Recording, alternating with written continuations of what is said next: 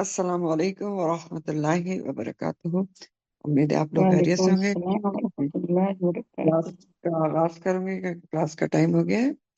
نحمدہ ونصلی علی رسولہ الکریم، اما بعد، فاعوذ باللہ من الشیطان الرجیم، بسم اللہ الرحمن الرحیم۔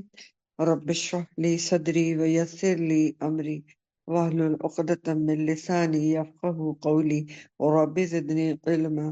اللہم فقہنا فی الدین، اللہم ارزقنی التفکر والتدبر لما يتلوه لسانی من کتابک والفهم له والمعرفة بمعانیه والنظر في عجائبه والعمل بذلك ما بقیت انک علی کل شیء قدیر۔ رب ارحمہما کما ربیانی صغیرا، اللہم حاسبنی حسابا یسیرا۔ ربنا لا تزغ قلوبنا بعد إذ هديتنا وهب لنا من لدنك رحمة إنك أنت الوهاب۔ پچھلی تفسیر نکال لیں پہلے ایک آدھ کوسچن اس سے۔ جی نکال لیا ایسا، چلیں۔ سورہ الکہف ہم نے ختم کی تھی، اختتام کیا تھا اس کا۔ سوال میرا پہلا یہ ہے کہ سورۃ الکہف یا سورہ الکہف کا آخری آیت کا اہم ترین پیغام ہمارے لیے کیا ہے؟ الکہف کا آخری آیت کا اہم ترین پیغام ہمارے لیے کیا ہے؟ جی جی میم، اس میں یہ بتایا گیا کہ اس کی جو اہمیت ہے کہ مجھے تو یہ سمجھ آیا کہ نبی کریم علیہ وسلم نے فرمایا کہ آدم علیہ السلام کی تخلیق سے لے کر قیامت تک آنے تک دجال سے بڑا کوئی فتنہ نہیں۔ اس صورت کا پڑھنا جو ہے فتنہ دجال سے بچا لے گا، اور پھر اس صورت میں اور بھی کئی ایسے مضامین ہیں جو انسان کے لیے فتنوں اور آزمائشوں سے بچنے میں مددگار ثابت ہو سکتے ہیں، کہ جو سورۃ الکہف ہے یہ فتنہ دجال سے بچاتی ہے اپنے پڑھنے والوں کو۔ جی، آپ کا جواب بالکل صحیح ہے، لیکن میں نے آیت پوچھی ہے، آخری آیت کا پیغام کیا ہے؟ میم سب سے بڑی بات ہے جی کہ اللہ سبحانہ تعالیٰ کی ملاقات کا یقین ہو، ہاں اس کے لیے عمل صالح کرے اور پھر شرک نہ کرے، شرک کسی بھی جی، قسم کا نہ۔ آخری آیت دیکھیں، فمن کان یرجو لقاء ربہ فلیعمل عملا صالحا ولا یشرک بعبادت ربہ احدا۔ یہ جو ہے پوری سورۃ الکہف کا ایک نچوڑ ہے اور ایک اہم ترین پیغام ہے۔ جی اب بتائیں، مجھے کوئی اور بھی بتائے آخری پیغام کیا ہے، آخری آیت کا اہم ترین پیغام سورہ الکہف کا۔ جی السلام علیکم۔ جی اس کا یہی پیغام ہے کہ جو چاہتا ہے اللہ میاں سے ملاقات کرنا، اسے چاہیے کہ نیک عمل کرے اور اللہ کے ساتھ کسی کو شریک نہ ٹھہرائے اس کی عبادت میں۔ جزاک اللہ۔ جس اور کو عمل امید ہو، صالحہ کرے، چاہنا، اور عمل جی ہاں صالح۔ جی ایک کریکشن کر لیں، ومن کا نا یرجو ہے، چاہنے کی تو بات ہی نہیں ہے، چاہے یا نہ چاہے سامنا تو ہر کسی نے کرنا ہے۔ یہاں جی ہے یرجو، جو امید رکھتا ہے، یعنی جس کو پکا یقین ہے۔ ملنا تو ہر کسی نے نا، دیکھیں ہمارے پاس آپشن تو نہیں نا کہ جو چاہے گا ملنا، نہیں، جو امید رکھتا ہے، لازمی یقین ہے اس کو لقاء ربہ، تو اس کو دو کام کرنے ہیں لازمی طور پہ، لازمی طور پہ فل یہ عمل ہے، لام تاکید ہے۔ جی کون سے دو کام ہیں؟ ایک تو عمل صالح نیک عمل کرنے ہیں، اور اللہ کے ساتھ کسی کو شریک نہیں ٹھہرانا۔ جی بہت اہم ترین یہ دونوں باتیں ہیں۔ اب جی ان دو باتوں کے بارے میں اگر کچھ کوئی اور کہنا چاہتا ہے تو جلدی جلدی بتا دیں مجھے، ورنہ میں اگلا سوال کروں۔ جی یہی ہے، السلام علیکم ورحمۃ اللہ وبرکاتہ، کہ وعلیکم السلام۔ اللہ کی بندگی لازم ہے اور اللہ کے ساتھ کسی کو شریک نہ ٹھہرانا، یہ دونوں کام ایسے ہیں جو اس کے بعد پھر نیک عمل کر کے ہم اگر ہم امیدوار ہیں کہ اللہ سے ہماری ملاقات اچھے حالات میں ہو جائے تو اس کے لیے جی ضروری ہے، بہت ضروری ہے۔ اگر اللہ سے ملاقات تو سب کی ہونی ہے، ٹھیک ہے، ہونی تو ہے، تو لیکن اگر اچھی ملاقات کی، ہاں جی ہاں، تو جس کو پکا یقین ہے کہ اس نے تو کھڑا ہونا ہی ہے، جی تو ہاں، اس کو یہ دو کام لازمی کرنے ہیں۔ لازمی فل کرنا ہے، یعمل عملا صالحا، نیک عمل کرے، صالح عمل جو شرائط کے مطابق ہوتے ہیں، ٹھیک ہے۔ جی ہاں، خود ساختہ نیک عمل تو مقبول ہے ہی نہیں، خالص اللہ کے لیے ہوں، نبی کریم صلی اللہ علیہ وسلم کے طریقے سے ہوں، بدعت اور شرک اور دوسری ریاکاری وغیرہ سے پاک ہوں، ایک کام یہ ضروری ہے، اور دوسرا اپنے رب کی عبادت میں کسی کو شریک نہ کرے. شریک نہ ٹھیک، ٹھہرائے. عبادت میں جو میں نے آپ کو آیت بتائی تھی کہ اس کو یاد رکھے کہ ان صلاتی و نسکی و محیایا و مماتی للہ رب العالمین، بے شک میری نماز اور میری قربانی اور میرا جینا اور میرا مرنا کس کے لیے ہو؟ اللہ اللہ رب العالمین. جی، تو یہ اس اس کا میں ایک اور بہت اہم ترین پیغام ہے. جی جی. بولو. ایک اور آیت ہے انشقاق کی کہ یا ایھا الانسان انکا قادر الی ربک قدرا ہاں، فملاقیہ. تو اس میں جب ہم نے تفسیر پڑھی تھی تو اس میں یہ تھا کہ ہم جا تو رہے ہیں، اب وہ کس طریقے سے جا رہے ہیں، جانا تو سب نے ہی ہے. تو وہ جو ہم ٹائم گزار رہے ہیں، جو ہم کوششیں کر رہے ہیں، وہ کوششیں کیا، تو اس میں یہ عمل صالح کو انٹر کرنا ہے ہم نے، اور دوسری چیزوں سے بچنا ہے. بالکل. وہ سورہ انشقاق کی آیت یہ تھی کہ اے انسان تو اپنے رب کی طرف محنت کر رہا ہے، اور محنت کر کے تو ملے گا اسی سے جا کر، اور اس سے ملاقات کرنے والا ہے. تو اب محنت چاہے کوئی کدھر بھی کر رہا ہے، چاہے دنیا کے لیے کر رہا ہے یا آخرت کے لیے کر رہا ہے، ملنا تو ہے اس کو. فملاقی ہی، رب سے تو ملنا ہے لازمی طور پر. تو پھر محنت کس طرف ہونی چاہیے؟ یہ سورہ انشقاق کا پیغام تھا کہ بتایا گیا محنت تو ہر کوئی کر رہا ہے. یا ایھا الانسان قادر الی ربک قدھا، بہت شدید محنت کر رہا ہے تو رب کی طرف جانے کے لیے. اب محنت چاہے کوئی کیسا بھی کر رہا ہے، جا کدھر رہا ہے؟ ہر گزرتا دن انسان کو کہاں لے کے جا رہا ہے؟ کہاں لے کے جا رہا ہے؟ سوچیں، رب کی رب طرف لے سے کے جا رہا ملاقات. ہے، رب سے ملاقات کے لیے. تو ملاقات تو ہونی ہی ہونی ہے، اس سے تو مفر نہیں کسی کو. لیکن اگر کوئی چاہتا ہے کہ ملاقات کامیاب ہو، تب اس کو دو کام ضرور کرنے: عمل صالح کا بینک بیلنس بڑھانا ہے، اور رب کی عبادت میں کسی کو شریک نہیں کرنا. اب میں نے آپ کو بتایا تھا عبادت دونوں معنی ہے، بمعنی ریچولز بھی ہے کہ اس میں بھی کسی کی شرکت نہیں ہونی ہے، اور بمعنی عبادت کے معنی کیا ہوتے ہیں؟ ہمہ وقت غلامی اور بندگی. ہر چیز میں رب کی بات ماننی ہے اور کسی اور کی بات نہیں ماننی. ٹھیک ہو گیا. آگے آ جائیں سورہ مریم کی طرف. اس کی آیت تھی کہ انہوں نے زکریا علیہ السلام نے بڑھاپے میں اللہ تعالیٰ سے اولاد مانگی. انہوں نے کہا کہ یرثنی و یرث من آل یعقوب وجعلہ ربی ردیہ. اس کے متعلق میرا سوال یہ ہے کہ اولاد کی جب دعا کرتے ہیں لوگ، یا ہم بھی کہتے ہیں کہ کسی کی اولاد ہونے والی ہو، تو ہم کیا کہتے ہیں اس کو، اور کہنا کیا چاہیے؟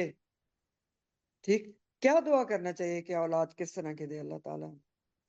ٹھیک، کیا سکھانے کی بات ہے اپنی بچیوں کو اور دعا ربی دینے حب لی کے من لیے؟ الصالحین. اور صالح اولاد مانگنی چاہیے، نیک اولاد نیک ہو، صالح اولاد کی جی دعا دینی چاہیے. جی، نیک تو یہ اولاد بہت ہو. امپورٹنٹ پوائنٹ ہے، کیونکہ میں نے آپ کو پہلے بھی ہائی لائٹ کیا تھا. اس کو پریکٹیکلی آپ نے امپلیمنٹ کرنا ہے، کیونکہ ہم بھی دعا جب دیتے ہیں کہ کسی کو، کہ بہو بیٹیوں کو، تو ہم کہتے ہیں اللہ تعالیٰ تمہیں صحت والی اور بس صحت والی اور زندگی والی اولاد دے.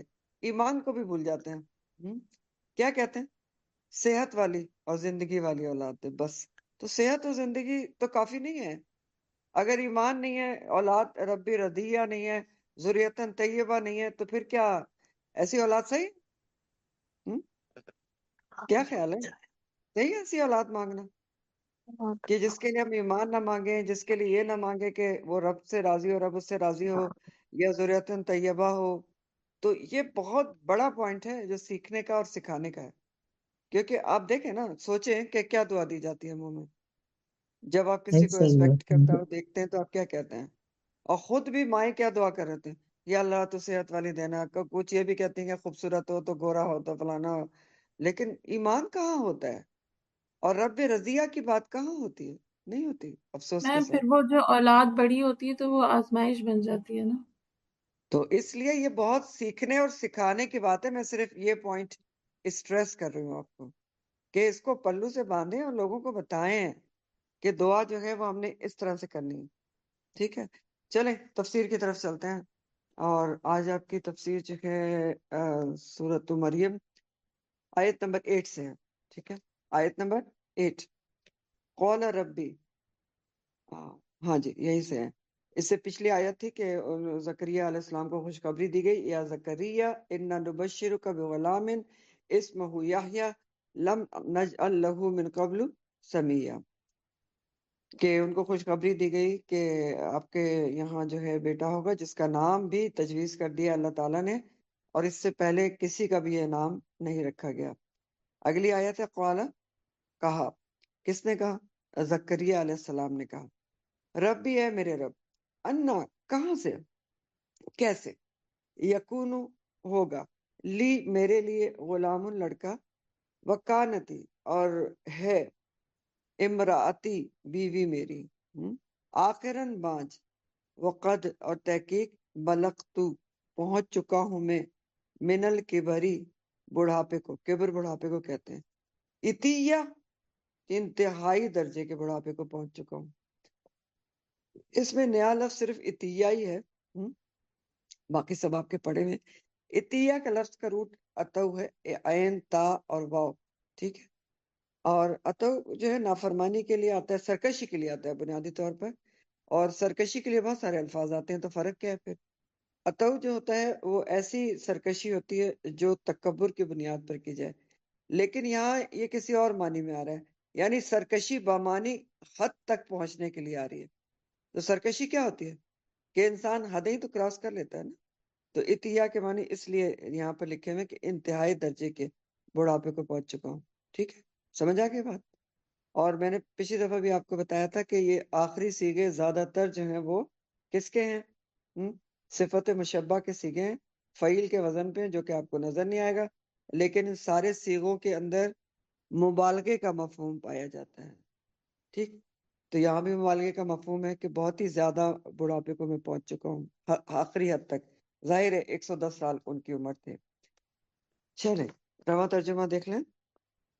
اور اس زکریا نے کہا کہ اے میرے رب، میرے لیے لڑکا کیسے ہوگا جبکہ میری بیوی بانجھ ہے اور میں بڑھاپے کی آخری حد تک پہنچ چکا ہوں۔ تو اب یہ جو زکریا علیہ السلام یہ سوال کر رہے ہیں تو یہ کوئی اللہ کی قدرت کا انکار نہیں کر رہے ہیں، نہ ہی اللہ کی قدرت میں ان کو شک ہے، یہ بات کلیئر رکھیں، کیونکہ اگر شک ہوتا تو دعائی کیوں کرتے؟ انہوں نے دعا کی نا، تو اللہ کی قدرت پہ ان کو پورا اعتبار تھا، اسی لیے دعا کی۔ اب یہ کیوں پوچھ رہے ہیں پھر کہ یا اللہ یہ کیسے ہوگا؟ عجیب بات لگتی نا ایک دم سے دیکھنے میں، کہ پہلے تو خود ہی دعا کی تھی، پھر کہہ رہے ہیں کہ یہ کیسے ہوگا کہ میں تو بوڑھا ہوں، بیوی بانجھ ہے۔ تو بات دراصل یہ ہے کہ ان کو بہت ہی خوشی آمیز تعجب ہے کہ جب ان کو خوشخبری ملتی ہے کہ بیٹا ہوگا تو بہت ہی زیادہ خوش ہوتے ہیں، تعجب بھی ہوتا ہے کہ کیسا ہوگا، کیسے ہوگا۔ اور یہ عموماً ہوتا بھی ہے کہ مجھے آپ کو اگر کوئی مستقبل کے حوالے سے کوئی خوشخبری دے کہ کچھ عرصے بعد تمہارے ساتھ ایسا ہوگا یا ہونے والا ہے، تم اتنی ترقی کر لو گے یا اتنا بڑا کام کر لو گے، تو ہم ایک دم سے سوالات کرتے ہیں، اچھا تمہیں کیسے یقین ہے، کیسے ہوگا یہ؟ تو اس قریت قریت کے انسان پوچھتا ہے کہ آپ کیسے ایسی بات کر رہے ہیں اتنی بڑی خوشخبری کی؟ تو یہی انہوں نے بھی پوچھا کہ اتنی بڑی خوشخبری ہے تو یہ ہوگا کیسے، کیونکہ میری بیوی تو بانجھ ہے اور میں بالکل بوڑھا ترین ہو چکا ہوں، میری ہڈیاں کمزور ہو چکی ہیں، وہان العظمی، ٹھیک۔ تو ان کو جواب کیا ملتا ہے؟ ان کو جواب ملتا ہے کہ قال، فرمایا، اس نے کہا، کذالک، اسی طرح ہوگا، قال، فرمایا ہے، رب کا، تیرے رب نے، ہوا وہ، علیہ، مجھ پر، حین، بہت ہی آسان ہے، وقد، اور تحقیق، خلقتک، پیدا کیا تھا میں نے تجھے، من قبل، اس سے پہلے، ولم، اور نہ، تکو، تھا تو، شی'a، کوئی بھی چیز۔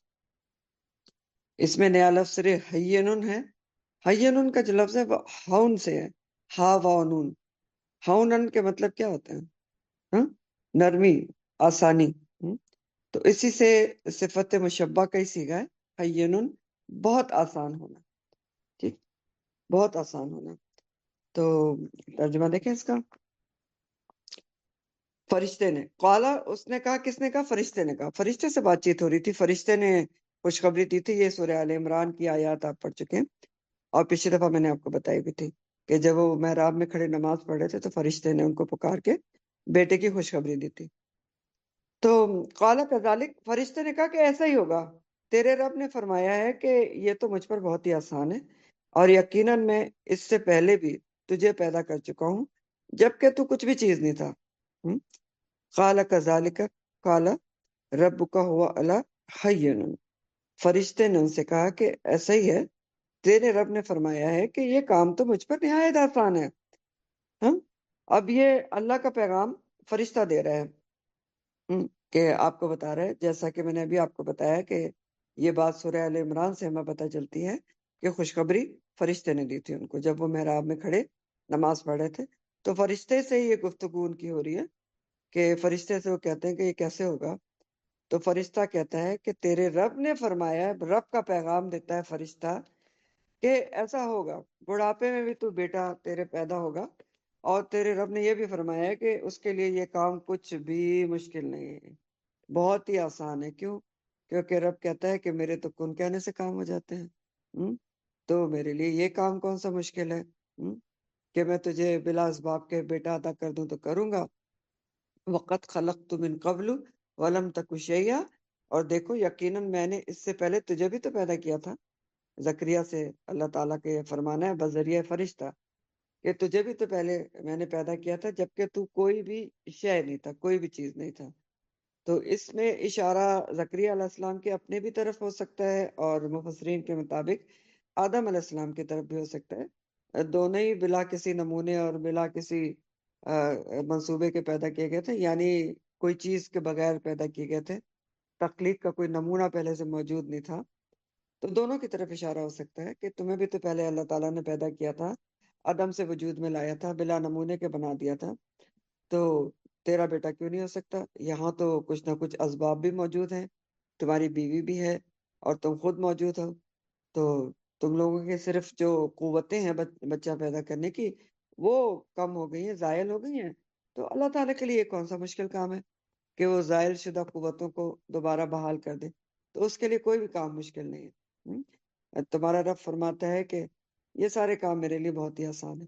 تو دیکھیں یہ آیت میں یہ بات بہت ہی زبردست اور بہت ہی امید افزا ہے کہ فرشتہ کہہ رہا ہے کہ رب نے فرمایا کہ اس کے لیے تو کوئی کام مشکل ہے ہی نہیں. ہاں تیرا رب کہتا ہے قال ربک ہوا علیہ ہین، وہ تو بہت آسان ہے میرے لیے. تو دیکھیں کتنی امید افزا بات ہے کہ اللہ تعالیٰ کے لیے کوئی بھی کام مشکل نہیں. اس کی قدرت سے اس کی شان اتنی بلند ہے کہ کوئی بھی وہ کام کر سکتا ہے، کیونکہ اس کو صرف کن کہنا ہوتا ہے تو وہ کر سکتا ہے. تو انسان کو کبھی بھی اللہ کی ذات سے مایوس نہیں ہونا چاہیے. وہ مسبب الاسباب ہے، چاہے ظاہری طور پر آپ کو کبھی کسی کام کے اسباب نہ بھی نظر آ رہے ہوں اور لگے کہ یہ کام ہو ہی نہیں سکتا، پھر بھی اللہ سے دعا کریں تو وہ کام ہو سکتا ہے. کیوں؟ کیونکہ رب فرماتا ہے وَهُوَ عَلَيَّ هَيِّنٌ، میرے لیے سارے کام بہت آسان ہے، کوئی بھی کام مشکل نہیں. رب ہے، وہ خالق مالک مدبر ہے، کن کہنے سے کام ہوتے ہیں. تو یہ ان کو جواب ملا. اب اگلا سوال کیا کہتے ہیں زکریا علیہ السلام؟ قالا کہا زکریا علیہ السلام نے ربی اے میرے رب اجعل بنا دے لی میرے لیے آیا کوئی نشانی. قالا فرمایا آیتو کا نشانی تیری اللہ یہ کہ نہ تکلما تو کلام کرے گا الناسا لوگوں سے ثلاثہ 3 لیالن راتیں سویہ لگاتار. ٹھیک، اب اس میں تو کوئی لفظ نیا نہیں ہے. لیالن جو ہے لیلتن کی جمع ہے، سویہ آپ پیچھے پڑھ چکے ہیں، برابر کی چیز اور درست چیز، ساری چیزیں اس کے معنی میں ہوتے ہیں سویہ. تو ترجمہ دیکھیں. اب زکریا علیہ السلام پوچھتے ہیں کہ میرے رب میرے لیے کوئی نشانی ٹھہرا. تو اللہ نے فرمایا کہ تیری نشانی یہ ہے کہ تو تندرست ہونے کے باوجود 3 راتیں لوگوں سے کلام نہیں کر سکے گا، یعنی 3 دن اور 3 راتیں کلام نہیں کر سکے گا. تو بولے اے میرے رب میرے لیے کوئی نشانی ٹھہرا، کوئی نشانی تو دے کہ مجھے پتا چلے کہ ایسا ہوگا یا ایسا ہونا شروع ہو گیا ہے. ان کا مطلب یہ تھا کہ قرار حمل کی کوئی نشانی بتا، یعنی مجھے کیسے پتا چلے گا کہ بیٹا پیدا ہونے کے اسباب ہو چکے ہیں. اب آپ کو پتا ہے کہ بیوی بانچ ہیں، بہت بوڑھی بھی ہیں، تو ظاہری علامات میں سے کوئی علامت ان کو مل نہیں سکتی تھی. تو اللہ تعالیٰ سے کہتے ہیں کہ مجھے کوئی نشانی ایسی مقرر فرما میرے لیے کہ مجھے پتا چل جائے کہ یہ کام ہونے جا رہا ہے. تو نشانی مانگی. اور نشانی کیوں مانگی؟ تاکہ ان کو بہت ہی عین الیقین حاصل ہو جائے، آنکھوں دیکھا یقین حاصل ہو جائے ایسے ہی بات جو ہے ابراہیم علیہ السلام نے بھی کی تھی اللہ سبحانہ تعالیٰ سے، جس کا ذکر سورہ البقرہ 260 میں آتا ہے۔ ابراہیم علیہ السلام نے کہا تھا ربی ارینی کیف تحیی الموتى قال اولم تؤمن قال بلا ولکن لیطمئن قلبی۔ ابراہیم علیہ السلام نے کہا تھا اے میرے رب مجھے دکھا کہ تو مردوں کو کیسے زندہ کرے گا۔ تو اللہ تعالیٰ نے ان سے پوچھا تھا کیا تو اس پر ایمان نہیں لایا کہ میں مردوں کو زندہ کروں گا؟ انہوں نے کہا کیوں نہیں، بالکل ایمان لاتا ہوں، ایمان تو لاتا ہوں، لیکن میں قلبی اطمینان چاہتا ہوں کہ آنکھوں سے دیکھ لوں کہ تو مردوں کو کیسے زندہ کرے گا۔ اور یہ کیوں کہا تھا ابراہیم علیہ السلام نے؟ کیونکہ انبیاء کو جب عین الیقین حاصل ہو جائے نا، عین الیقین مطلب آنکھوں دیکھا یقین، تو پھر وہ لوگوں کو بھی بہت ہی یقین کے ساتھ اور بھروسے کے ساتھ بتا سکتے ہیں کہ ایسا ہوگا۔ تو زکریا علیہ السلام نے بھی دل کے اطمینان کے لیے، تسلی کے لیے اللہ سبحانہ تعالیٰ سے ظاہری نشانی طلب کی کہ مجھے کیسا پتہ چلے گا۔ تو اللہ تعالیٰ نے فرمایا بذریعہ فرشتہ قال آیتک لا تکلم الناس ثلاث لیال سویہ لیال سویہ۔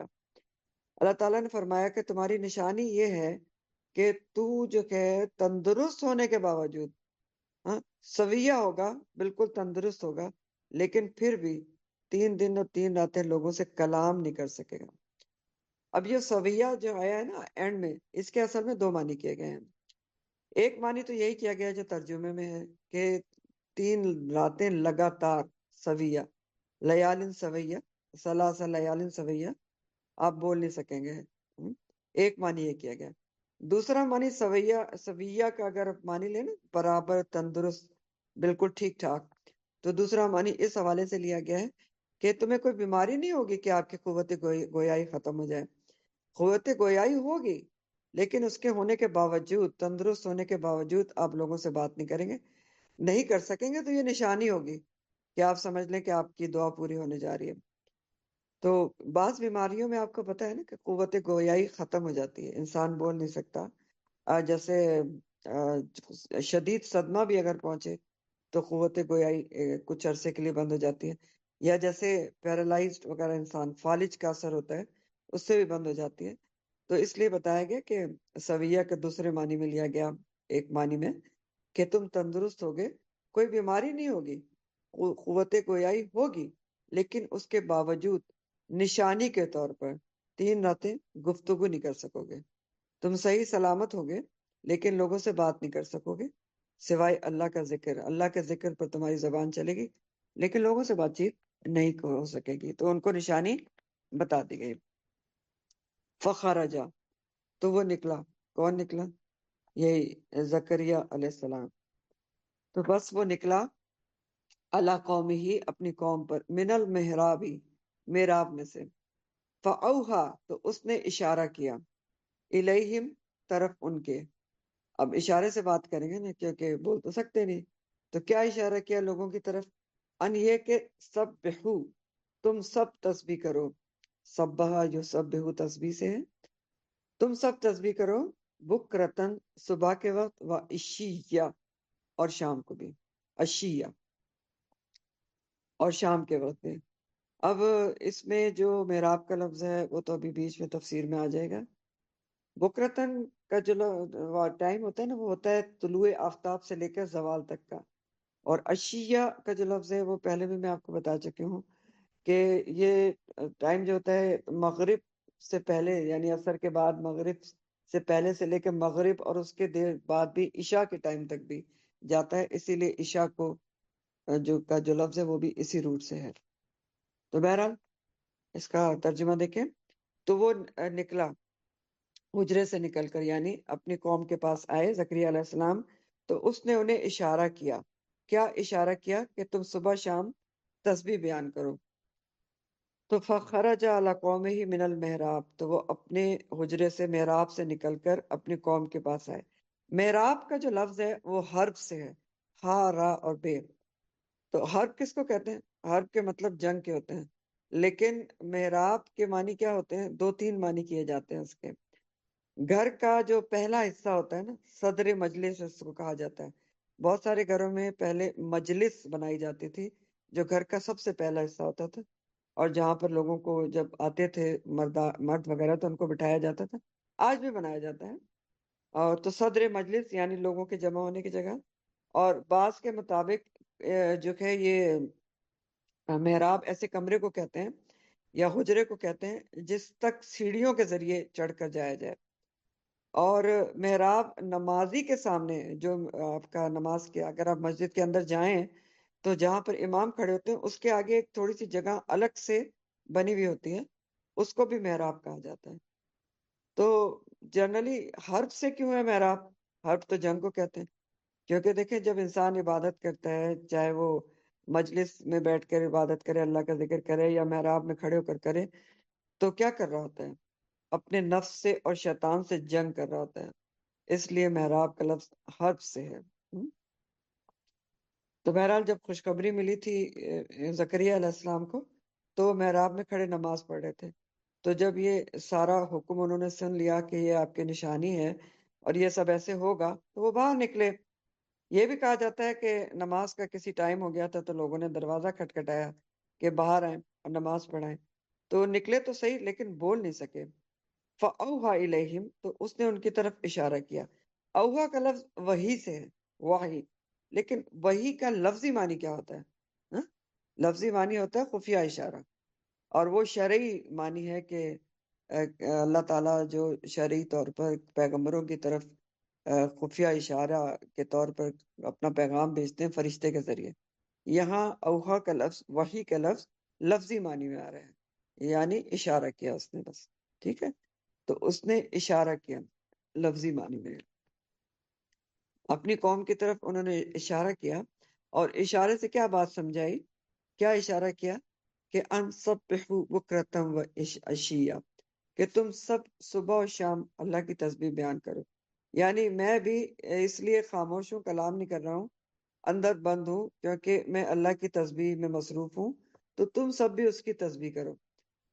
اور یہ بات اس لیے بھی انہوں نے کہی، سب سے زیادہ اہم چیز جو یہ ہے کہ انہوں نے ایسا کیوں کہا؟ اس لیے کہا کہ تم سب بھی اللہ کی تسبیح کرو، اللہ کی پاکی بیان کرو، اللہ تعالیٰ کو سب سے بڑا سمجھو. تسبیح کرنا کیا ہوتا ہے؟ اللہ تعالیٰ کو ہر عیب، نقص اور کمزوری سے پاک قرار دینا. یہ معنی ہوتے ہیں سبحہ یسبح تسبیح کے. تو انہوں نے کہا تم سب بھی تسبیح کرو. کیوں کہا؟ کیونکہ ایک ایسی چیز ہونے جا رہی تھی ان یوزل، بالکل، کہ جو سب کو حیران کر دینے والی تھی. اتنے بڑھاپے میں ان کی اولاد ہونے والی تھی. تو اس لیے انہوں نے لوگوں کو سمجھ لے کہ مینٹلی پریپیئر کر رہے ہیں کہ اللہ سے جڑو، اللہ کی تسبیح بیان کرو، یقین رکھو کہ وہ پاک ہے ہر نیب، عقص اور کمزوری سے، عیب، نقص اور کمزوری سے، تو وہ سب کچھ کر سکتا ہے. تو لوگوں سے اشارے سے انہوں نے یہ بات سمجھائی کہ اللہ کی تسبیح کرو اور اللہ کا شکر ادا کرتے رہو. اور دوسرا معنی یہ بھی کیا گیا اس طرح سے بھی کہ لوگوں کو اشارے سے انہوں نے یہ کہا کہ میں بھی اللہ کی عبادت میں مصروف ہوں، تسبیح میں مصروف ہوں، تو تم بھی میرے ساتھ اس عبادت میں مصروف ہو کے بس اللہ کی تسبیح بیان کرو. لیسن ہمارے لیے یہاں بھی موجود ہے، وہ یہ ہے کہ جب انسان کو کوئی نعمت ملے، کوئی خوشخبری ملے، تو اسے کیا کرنا چاہیے؟ سبحوا بکرتم و عشیا، اللہ کی تسبیح اور تعریف کرنا چاہیے. اور پھر معمول میں بھی، اپنے معمول میں بھی ہمیں صبح اور شام اللہ کی تسبیح، ذکر و اذکار کا اہتمام کرنا چاہیے. صبح اور شام کے اذکار ضرور کرنا چاہیے، ہر کسی کو کرنا چاہیے. تسبیحات کرنا چاہیے، کچھ بھی ٹائم نہیں لگتا، بہت سے بہت 15 منٹ لگ جائیں گے، 20 منٹ لگ جائیں گے. لیکن صبح اور شام کے اذکار میں ایسی چھوٹی چھوٹی بہت ساری دعائیں ہیں جس سے آپ کو بہت زیادہ فوائد حاصل ہوتے ہیں. رحمتوں کا نزول ہوتا ہے، عافیت کی دعائیں ہیں اس میں، وہ آپ عافیت میں آ جاتے ہیں. محافظت کی دعائیں ہیں، مغفرت کی دعائیں ہیں، سب کچھ اس میں موجود ہے. تو صبح و شام کے اذکار ہر کسی کو اپنے معمول میں شامل کرنا چاہیے، اپنی زندگی کے معمول میں شامل کرنا چاہیے. آگے فرمایا کہ یا یحییٰ، اے یحییٰ، خذ، پکڑ لو، الکتابہ، کتاب کو، بقوہ، قوت کے ساتھ، وآتیناہ، اور دی ہم نے اسے، کسے؟ یحییٰ علیہ السلام کو، الحکمہ، حکمت اور دانائی، صبیہ بچپن ہی میں، یہاں نیا لفظ صرف صبیہ ہے. صبیین کا جو لفظ ہے وہ کہتے ہیں بچپن کی عادات اور کھیل کود کی فکر رکھنے والا جو بچہ ہوتا ہے اس کو، یعنی بچے کو کہتے ہیں صبیین. صبیہ اس لیے آیا ہے کہ سبھی کہ وہ یہ آپ کو جیسے میں نے بتایا تھا کہ سارے الفاظ جو ہیں وہ صفت مشبہ کے ہیں. تو بہرحال صبیین جو ہے وہ بچپن کی عادات اور کھیل کود کی فکر کرنے والے بچے کو کہتے ہیں. ٹھیک، تو کیا ہے اس کا ترجمہ دیکھیں. اے یحییٰ، اللہ تعالیٰ نے فرمایا اے یحییٰ کتاب کو قوت سے پکڑو، اور ہم نے اسے بچپن ہی میں قوت فیصلہ اور سمجھ و دانائی عطا کی تھی. کسے؟ یحییٰ علیہ السلام کو. تو یا یحییٰ خذ الکتاب بقوہ، اللہ نے فرمایا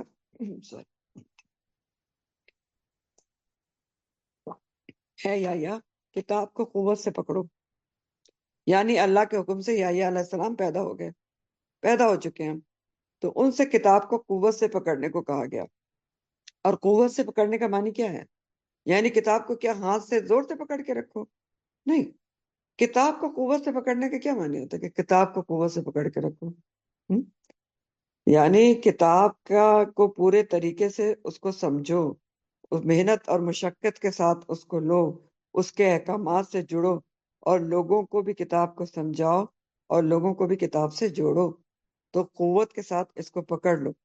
وَآتَيْنَاهُ الْحُكْمَ حکم صبیہ، اور ہم نے اس کو یعنی یحییٰ علیہ السلام کو بچپن ہی میں قوت فیصلہ عطا کی تھی. اب یہاں الحکمہ کا لفظ آیا جس کے بہت سارے معنی ہوتے ہیں. اللہ تعالیٰ کہہ رہے ہیں کہ ہم نے ان کو حکم عطا کیا تھا. تو حکمہ کے معنی کیا کیا ہوتے ہیں؟ بہت سارے معنی اس سے مراد لیے گئے. پہلا مطلب تو یہ کہ ان کو نبوت عطا کی گئی تھی. دوسرا یہ کہ حکمت اور سمجھ بوجھ دی گئی تھی، یہ بھی حکمہ کے معنی ہوتے ہیں. پھر قوت فیصلہ بھی معنی ہوتے ہیں حکمت کے، وہ بھی دیا گیا تھا. علم و فضل کی جامعت بھی معنی ہوتے ہیں اس کے، اور کتاب کی سمجھ بوجھ بھی ہوتی ہے. تو اس جملے کی وجہ سے بعض مفسرین نے کہا کہ یحییٰ علیہ السلام کو بچپن ہی میں نبوت مل گئی تھی، اور بعض نے کہا کہ کیونکہ پیچھے کتاب کو مضبوطی سے پکڑنے کا ذکر ہے تو حکمہ کا مطلب یہاں ہوگا کہ کتاب کی سمجھ بوجھ، یعنی کتاب کی سمجھ بوجھ ان کو بچپن ہی سے دے دی گئی تھی کہ کتاب انہوں نے بچپن سے سیکھ لی، اور ان کو حکم ہی یہ تھا کہ کتاب کو سیکھو اور دوسروں کو بھی سکھاؤ. اور کتاب سے مراد کیا ہے؟ تورات ہے، کیونکہ تورات جو کہ موسیٰ علیہ السلام کو ملی تھی، اور اس کے بعد جو میجر کتاب ہے وہ عیسیٰ علیہ السلام کو انجیل ملی تھی، لیکن شریعت کے احکامات پر مبنی پھر بھی تورات ہی تھی، اور سارے جو انبیاء تھے بنی اسرائیل کے اسی کے احکامات کو لے کر آگے چلے تھے. تو بنیادی طور پر یہاں جو کتاب کو مضبوطی سے پکڑنے کی بات ہے وہ تورات ہی ہے، لیکن دوسرے آسمانی صحائف بھی مراد ہو سکتے ہیں جو دوسرے انبیاء پر اترے، جیسے موسیٰ علیہ السلام پہ بھی صحیفے وغیرہ اترے تھے.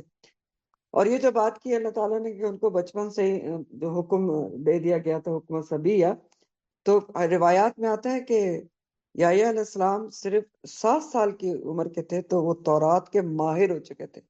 3 سال کی عمر میں انہوں نے تورات کو سیکھنا شروع کر دیا تھا، 7 سال کی عمر میں ماہر ہو چکے تھے.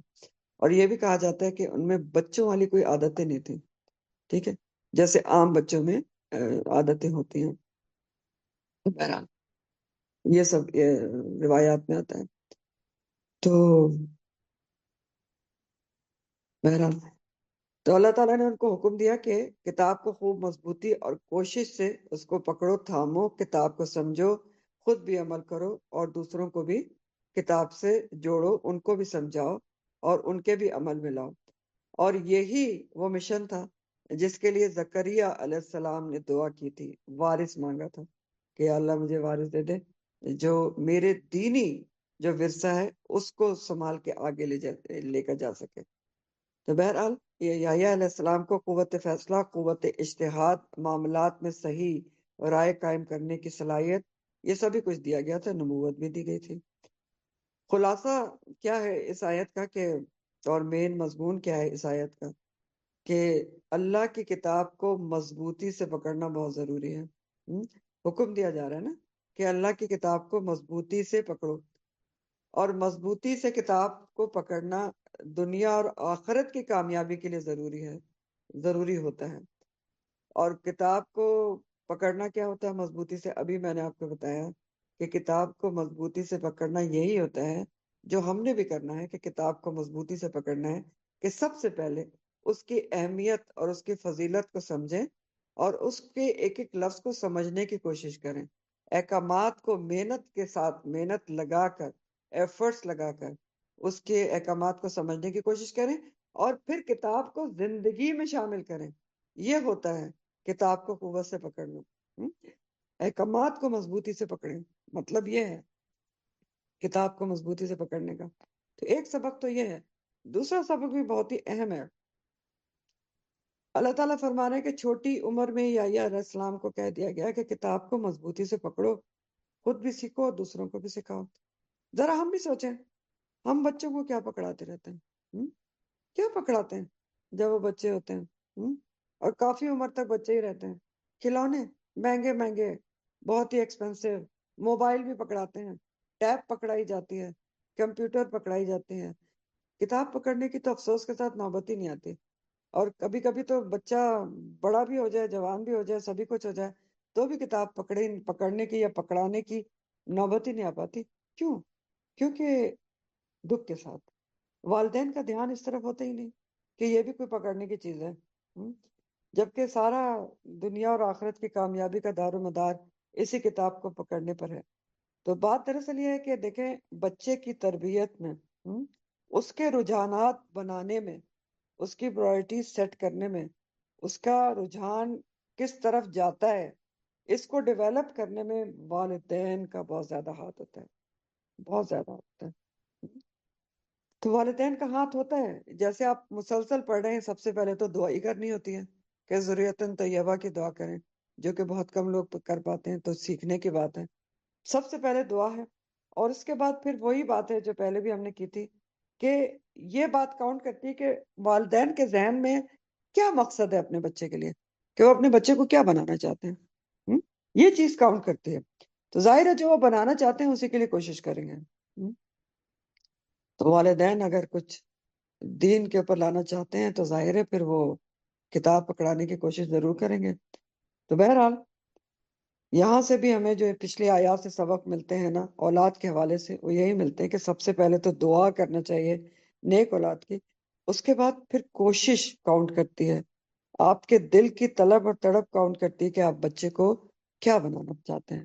جو بنانا چاہتے ہیں پھر اسی کی طرف آپ اس کا رجحان بھی کریں گے۔ تو بہرحال آگے دیکھتے ہیں کہ اللہ تعالیٰ کیا کہہ رہے ہیں، کہ اور کیا خوبیاں تھی یحییٰ علیہ السلام کے اندر۔ کہ پہلی تو اللہ تعالیٰ نے ان کو کہا تھا کہ کتاب، یعنی کتاب ان کو قوت سے پکڑنے کے لیے کہا گیا، اور ان کو حکم دیا گیا، یعنی حکمہ دیا گیا، حکمت، دانائی، نبوت، کتاب کی سمجھ وغیرہ سب دی گئی۔ اور کیا دیا گیا؟ وہ حنانن، اور کیا تھے وہ؟ بہت ہی نرم خو تھے، نرمی تھی ان کے اندر۔ حنانن کا بھی ابھی آپ کو مطلب بتاؤں گی۔ من لدنا، اپنی طرف سے اللہ تعالیٰ کہہ رہے ہیں کہ ان کو نرمی دی گئی تھی، نرم دلی دی گئی تھی، میں نے اپنی طرف سے دی تھی۔ وزکا، وزکاتن، اور پاکیزگی دی گئی تھی۔ وکان تقیہ، اور وہ پرہیزگار تھے، متقی تھے۔ تقیہ بھی کیا ہے؟ وہی ہے جو تقوی کا روٹ ہوتا ہے، اسی روٹ سے ہے۔ اور تقیہ بھی اسم وہی ہے، مشبہ ہے کہ وہ بہت ہی تقوی والے تھے، بہت زیادہ تقوی والے تھے۔ ٹھیک، اس میں بھی مبالغہ پایا جاتا ہے۔ تو بہرحال اس کا ترجمہ پڑھتی ہوں، بیچ میں یہ الفاظ آ جاتے ہیں۔ حنانن ویسے مصدر ہے، اور ہے نون، نون اس کا روٹ ہے۔ اس کا معنی ہوتا ہے سوز و گداس کا ہونا۔ سوز اور گداس، نرم دلی، شفقت، مہربانی، ایسی محبت اور شفقت جو ماں کو بچوں سے ہوتی ہے۔ تو یحییٰ علیہ السلام کو اللہ تعالیٰ نے اپنی طرف سے من لدن، خاص طور پر محبت، ان کے دل میں سوز و گداس، انسانوں پر مہربانی کا ایک وافر حصہ عطا کیا تھا۔ دل بہت نرم تھا، سوز و گداس تھا ان کے واعظ و نصیحت میں، ان کے دل میں، ہر چیز میں۔ کیونکہ اصل میں بات یہ ہے کہ دین کا کام کرنے کے لیے یہ جو کوالٹی ہے نا حنان، یہ بھی بہت ضروری ہوتی ہے۔ نرم دلی ہونا، سوز و گداس ہونا، لوگوں کے لیے نرمی ہونا. دین کا کام کرنے کے لیے صرف کتاب کو پکڑنا کافی نہیں ہوتا، اس کے لیے محبتیں بانٹنا بھی ضروری ہوتا ہے. نرمی اور شفقت کا رویہ اپنانا بھی بہت ضروری ہوتا ہے. یہی وجہ ہے کہ جو عیسیٰ علیہ السلام کے بارے میں آتا ہے کہ جب یہ کتاب پڑھاتے تھے تو لوگوں کے دل پگھل جاتے تھے، دہل جاتے تھے، وہ فوراً نرم پڑ جاتے تھے. ٹھیک ہے. اور علم و فہم، حکمت کے ساتھ، نرمی اور سوز و گداس اور محبت کے ساتھ وہ ایسے طریقے سے پڑھاتے تھے کہ دلوں کو موم کر دیتے تھے. کیونکہ محبت اور تڑپ کے بغیر محبت اور تڑپ سے خالی جو علم ہوتا ہے، اور جو محبت اور تڑپ اور خیر خواہی سے خالی باتیں ہوتی ہیں نا، وہ اثر نہیں کرتی. بات دوسرے کے دل پر جبھی اثر کرتی ہے جب آپ خیر خواہی کے جذبے سے بات کریں. یہ بہت اہم ترین بات ہے بچوں، اس کو سمجھنے کی کوشش کریں، کیونکہ دعوت و تبلیغ کا کام ہم سب ہی کرتے ہیں اور کریں گے بھی جو نہیں کر رہے ہیں. تو بات یہ ہے کہ جو دعوت و تبلیغ کا کام ہوتا ہے نا، یہ تڑپ کے بغیر کیا جائے نا، لوگوں کی خیر خواہی دل میں رکھ کے بغیر کیا جائے، تو اس طرح سے نہ دوسروں کے سمجھ میں آتا ہے اور نہ بات دل میں اترتی ہے اور نہ ہی عمل میں آتی ہے. بغیر سوز و گداس اور بغیر خیر خواہی کے جذبے کے بات اثر نہیں رکھتی دوسرے کے اوپر. جب آپ کتاب کو خیر خواہی سے پڑھاتے ہیں، دل میں نرمی رکھ کے، دوسرے کے لیے طلب اور طلب رکھ کے پڑھاتے ہیں، تو سامنے والے کے دل میں اترتی ہے. کہ آپ کے دل میں تڑپ ہو کہ یا اللہ، جو میں پڑھا رہی ہوں کسی طرح بھی اگلے کو سمجھ میں آ جائے. اتنی کوشش محنت کر کے آپ پڑھائیں کہ بس کسی طرح سے جو جیسے میں سمجھی ہوں اسی طرح دوسرے کو سمجھ میں آ جائے اور اس کے عمل میں آ جائے. آپ دیکھیں اور سوچیں، کئی دفعہ ایسا ہوتا ہے کہ کوئی بہت بڑا عالم بڑی بڑی باتیں کر رہا ہوتا ہے، لیکن آپ کے دل پر اثر نہیں کرتی. کیوں نہیں کرتی؟ کیونکہ وہ باتیں تڑپ سے جو ہے وہ خالی ہوتی ہیں، سوز و گداس کے بغیر ہوتی ہیں. تو بہرحال یہ بہت بڑی چیز ہے جو دین کے داعی کے اندر ہونا ہی چاہیے، حنانن. تو اللہ تعالیٰ نے ان کو چھوٹی عمر میں یہ سب کچھ دے دیا تھا. اور زکاتن صفائی ستھرائی والے تھے، اور نہ صرف ظاہری صفائی والے تھے بلکہ اندر کی پاکیزگی ان کے اندر تھی. اور زکاتن سے یہاں پر مراد بنیادی طور پر اندر ہی کی پاکیزگی ہے، یعنی جس کو آپ تزکیہ نفس کہتے ہیں. نفس کے طور پر پاکیزہ تھے، تزکیہ نفس کیا ہوا تھا ان کا بہت شروع سے، اندر باہر سے پاکیزہ تھے. بہت خوبصورت تھے اندر باہر سے. اور یہ خوبی بھی جو ہے نا، وہ بھی داعی دین کے لیے بہت ضروری ہے کہ زکاتن کہ وہ باہر سے بھی صاف ہونا چاہیے. ظاہر ہے کہ جو شخصیت ہوتی ہے داعی دین کی، وہ بھی بہت کاؤنٹ کرتی ہے کہ اس کے اسٹوڈنٹس کو یہ میسج کنوے ہو رہی ہوتی ہے کہ دین کیا سکھاتا ہے. ظاہر ہے دین ظاہری پاکیزگی بھی سکھاتا ہے، کپڑے پاک ہوں، جسم پاک ہو، بات پاک ہو، زبان پاک ہو. اور پھر اندر کی پاکیزگی بہت کاؤنٹ کرتی کہ دل صاف ہو.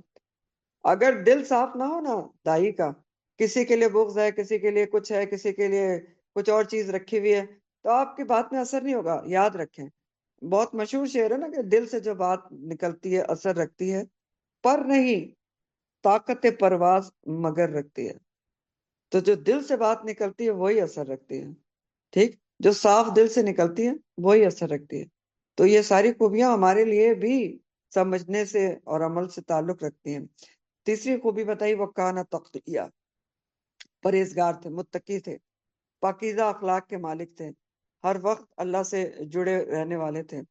اور پھر روایات میں آتا ہے کہ سیدنا عیسیٰ علیہ السلام نے کبھی کوئی گناہ کا کام نہیں کیا اور نہ ہی گناہ کا کبھی ارادہ ہی کیا. پھر بھی اللہ کے ڈر سے وہ اتنا روتے رہتے تھے کہ رونے کی وجہ سے ان کے گالوں پر نشان پڑ گئے تھے. ٹھیک ہے، جیسا کہ حدیث میں بیان ہوا ہے. حدیث ہے سلسلۃ الصحیحہ کی 3911. رسول اللہ صلی اللہ علیہ وسلم نے فرمایا، یحییٰ بن زکریہ کے علاوہ آدم علیہ السلام کی اولاد میں سے ہر فرد نے کوئی نہ کوئی خطا کی یا خطا کا ارادہ کیا. ٹھیک، لیکن یحییٰ علیہ السلام نے نہ خطا کی نہ خطا کا ارادہ کیا. تو بات یہ ہے، بہت ہی زبردست یہ بات ہے. سوچ کے دیکھیں کہ کسی نے کبھی عمر بھر نہ کوئی خطا کی نہ خطا کا ارادہ ہی کیا. تو بہرحال اللہ تعالیٰ نے انہیں خاص خصوصیات سے نوازا ہوا تھا. اور جیسے کتاب کی سمجھ، بوجھ اور نرم دلی، حنانن پاکیزگی اور تقوی، یہ سب کچھ دیا تھا۔ اللہ سے ڈرنے والے تھے۔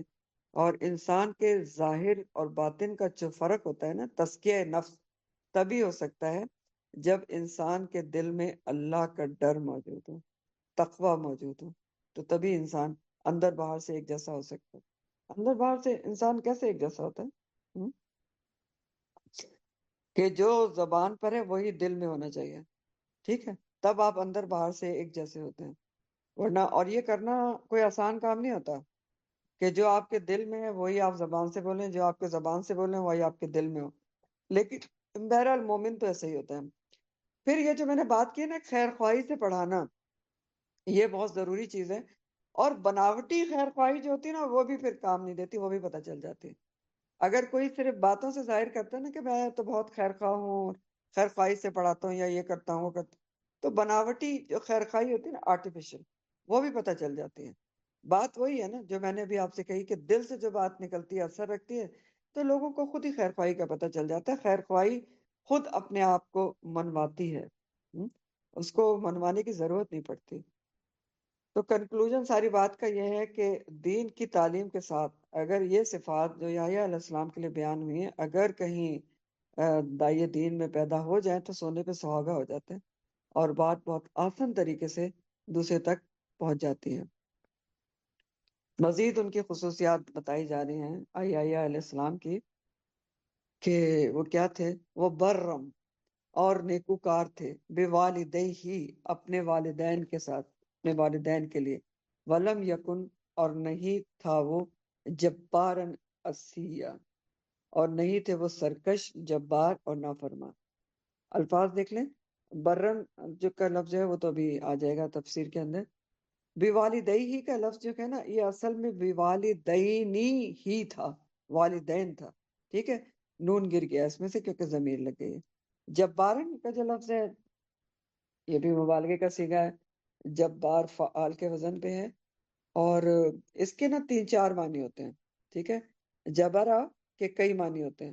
ایک معنی ہوتے ہیں جبرا کے کہ شکستگی کو جوڑنے والا، ٹھیک؟ کیا ہے؟ شکستگی کو جوڑنے والا، یعنی جو چیزیں خراب ہو جائیں، شکستہ ہو جائیں، ان کو سمجھ لے کہ زبردستی سے جوڑنے والا۔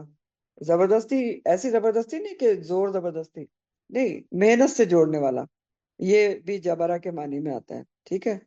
اور دوسرا معنی جبر کرنے والا بھی ہوتا ہے، یعنی سختی کرنے والا۔ زبردست کے معنی میں بھی آتا ہے اور سرکش کے معنی میں بھی آتا ہے، نافرمان کے معنی میں بھی آتا ہے۔ لیکن آپ کو پتا ہے کہ جبار جو ہے اللہ تعالیٰ کا صفاتی نام بھی ہے، تو کیوں ہے؟ 2 صفات کی وجہ سے، کہ اللہ تعالیٰ جبار ہے یعنی زبردست ہے، اور نمبر 2 شکستگی کو جوڑنے والا ہے، چیزوں کو ٹھیک کرنے والا ہے۔ تو بہرحال ان کی، اور سیاح کا جو لفظ ہے وہ عصا سے ہے، عین سوات یا عصا کے معنی ہوتے ہیں حکم نہ ماننا، نافرمانی کرنا۔ تو یہ سارے اس کے الفاظ ہیں، اور پھر اس کا ترجمہ دیکھتے ہیں۔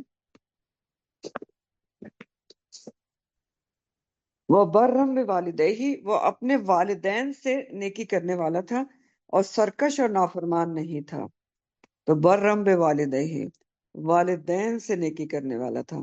انسانی رشتوں میں سب سے پہلے جو رشتہ آتا ہے وہ ماں باپ کا ہی ہوتا ہے، تو وہ اپنے والدین کے ساتھ نیکوکار تھے، نیکی کرنے والے تھے۔ برہم کا جو لفظ ہے نا وہ بر سے ہے یا بر سے ہے، بے رے رے، اور یہ الفاظ آپ پیچھے پڑھ چکے ہیں۔ بر اصل میں نیکی کو بھی کہتے ہیں، بر زیر کے ساتھ، ٹھیک؟ بر نیکی کو کہتے ہیں، اور وسیع پیمانے پر جو نیکی کرنے والا ہوتا ہے اس کو برن کہتے ہیں، ٹھیک ہے؟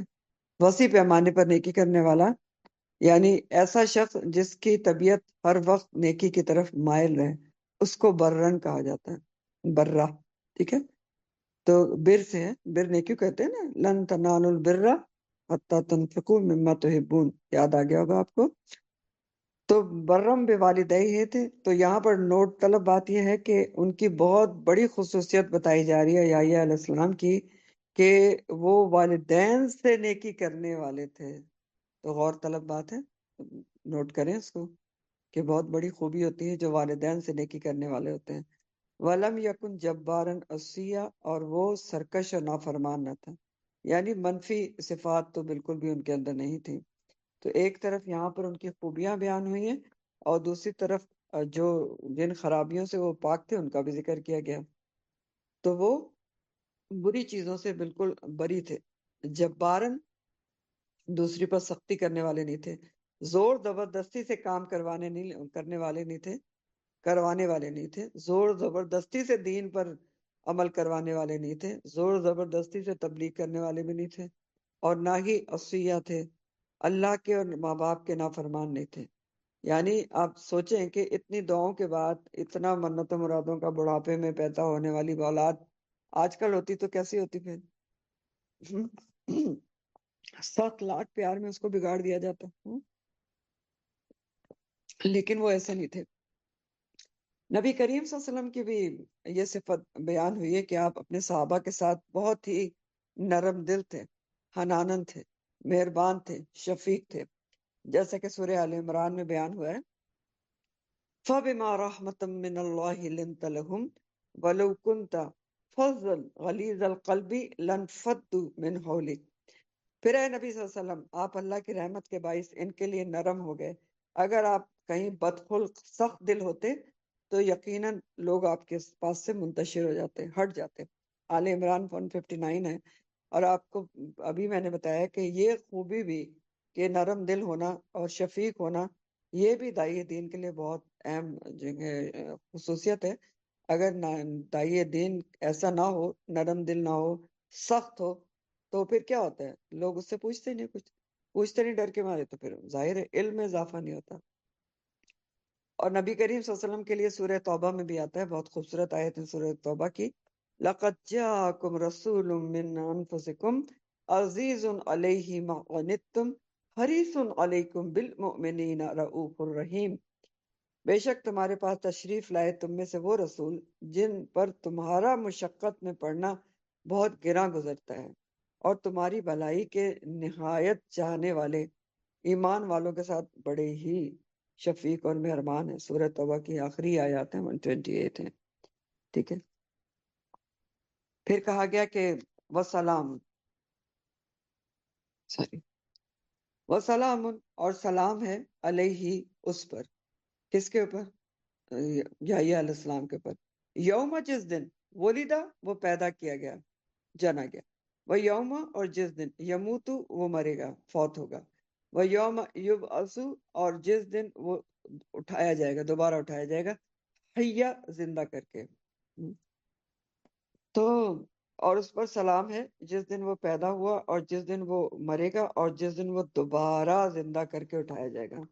یحییٰ علیہ السلام کے لیے کہا جا رہا ہے کہ ان کے اوپر ان تینوں ٹائم میں جو ہے ان کے اوپر سلامتی رہے گی۔ اگر آپ سوچیں تو انسان کے لیے یہی تینوں ٹائم بہت ہی مشکل ہوتے ہیں۔ کون سے؟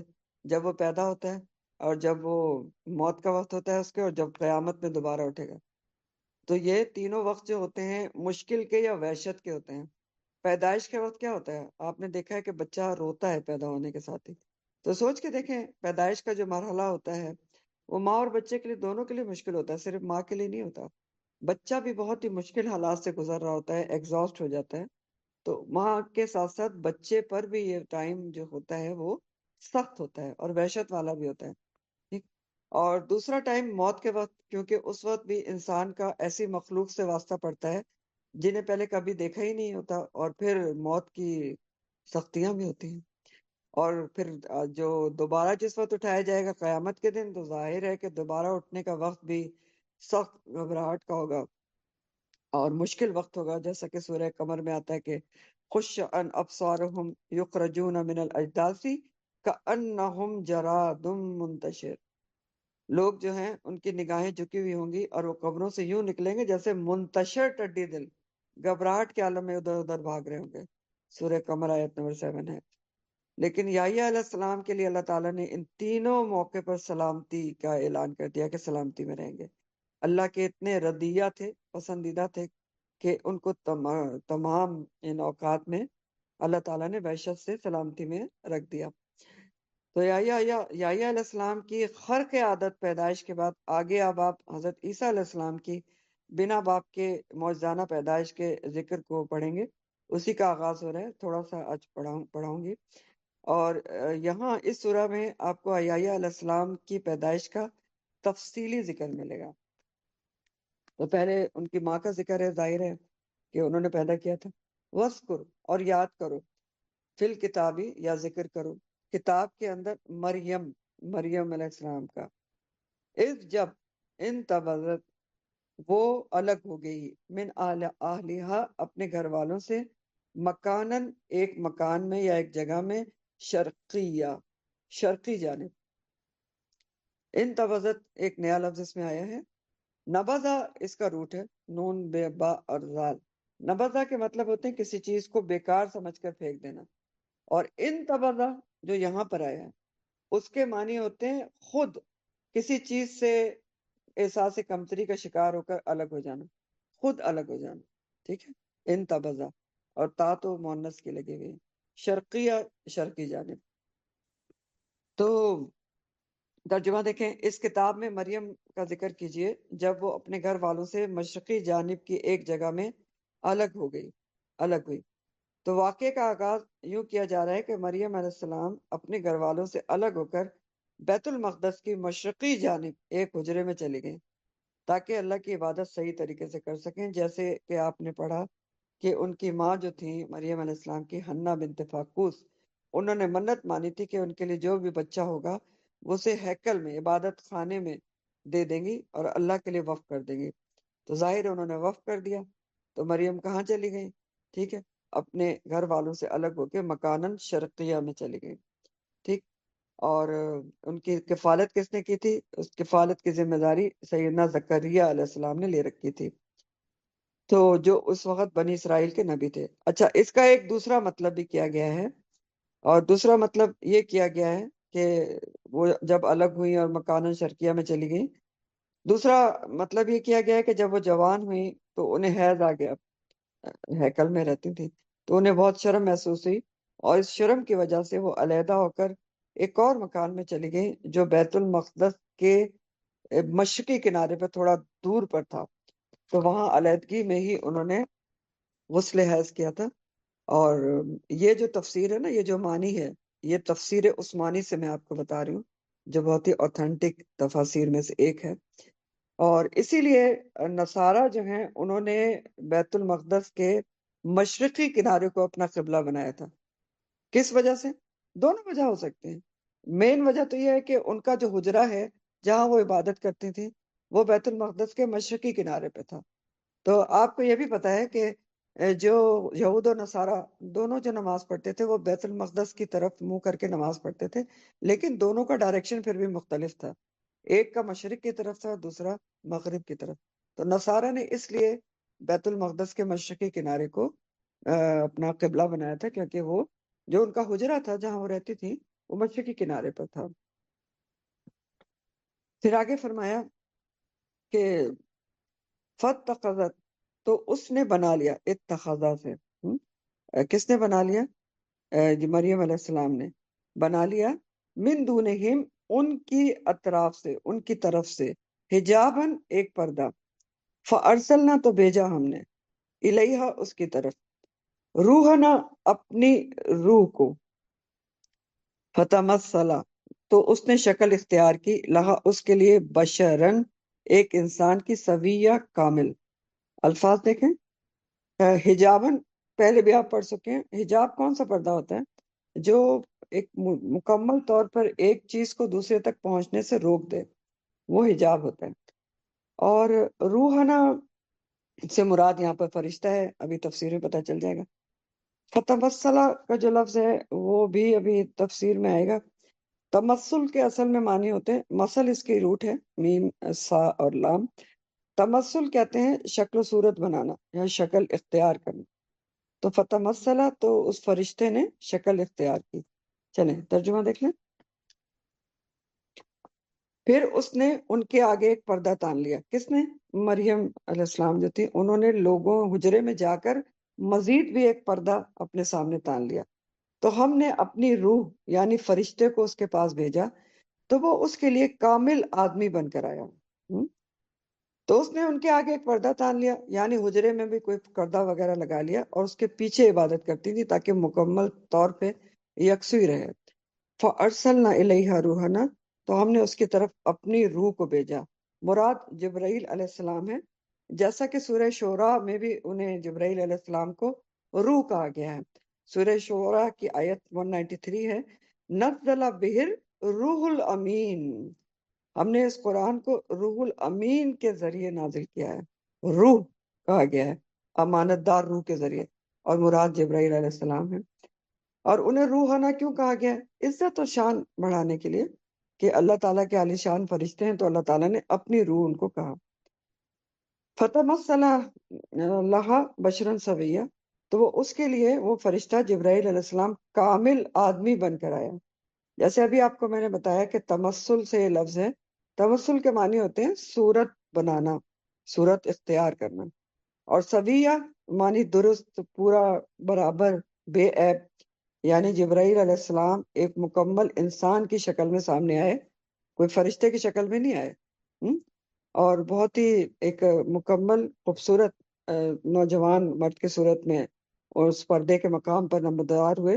اور یہ فرشتوں کی عادت ہوتی ہے کہ جب وہ کسی برگزیدہ ہستی کے پاس آتے ہیں تو خوش منظر صورت میں آتے ہیں، یہ نہیں کہ صرف ان کے پاس خوبصورت شکل میں آئے تھے، نہیں، ایسے ہی آتے ہیں۔ اور لیکن یہ بھی ممکن ہے، تفاسیر میں ایسا لکھا ہے کہ حضرت مریم کی انتہائی عفت اور پاک دامنی کا اللہ تعالیٰ کو امتحان مقصود ہو کہ ذرا امتحان لیں، لیکن ہم نے دیکھا کہ اتنے محرکات کے باوجود بھی ان کی عفت و پاکیزگی میں ذرا سی بھی، ان کے تقوی میں ذرا سی بھی، ذرہ برابر بھی جنبش نہیں ہوئی۔